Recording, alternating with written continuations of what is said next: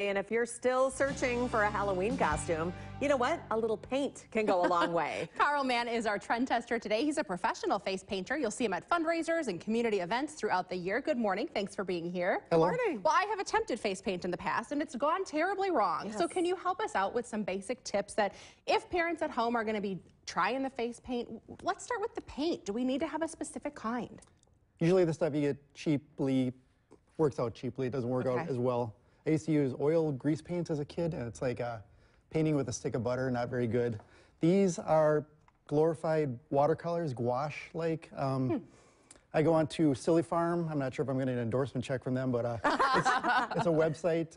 I use Marin. Paradise is like the sub-brand, but it's you use it like a water paint. I have an atomizer. I used to use a tub of water, but an atomizer just gives it a little moisture. It won't be too much, not too little. And then I have a series of brushes that are regular art brushes. Okay. So maybe we're just shopping in the wrong aisle, it sounds like. Right. Okay, so Brittany's going to be our model. Thank you, my dear. And she's taken off some of her makeup. Do we need to start with a clean face? How does that work? Generally, yep. Yeah. Not too dry. It's just like paint. You want like a not too thirsty canvas, so a moisturizer is probably fine. Okay. And what are we going to be turning Brittany into this morning? I was thinking about a tiger. Okay.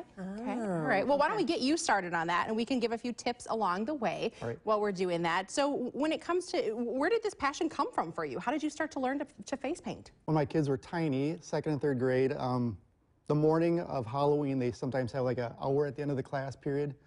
And I said, it'd be fun if I went to the school and face painted. I'd seen it on Facebook, TV. Okay. So Look at how cute is that? so by the I cut out some stencils out of like cardboard and stuff like that. Then I used an airbrush. Okay. I was using probably Cratex, which is an airbrush paint. You shouldn't use that. So now I have regular paints. But the first person in the chair, a little girl, I sprayed her and she goes, "Oh my gosh, it burns." Like, is this the start of my day?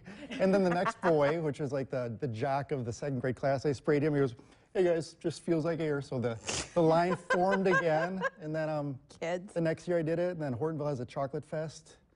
I told them I'd do that for free and I thought I'd sit there for 20 minutes and then leave, but for 9 hours I painted straight, and I thought I could probably charge money for this later. It's probably be an ongoing thing. So I guess it's been 10 years, so my kids are 11th and 12th grade now instead of 2nd and 3rd grade when I started. Well, let's get you started. What are we doing first for the tiger? I would probably use my orange brush to start painting her. And we're working in layers. That's kind of the critical thing with face painting, right? Similar to watercoloring, there's some colors that will come through. There's some colors that will lay nicely.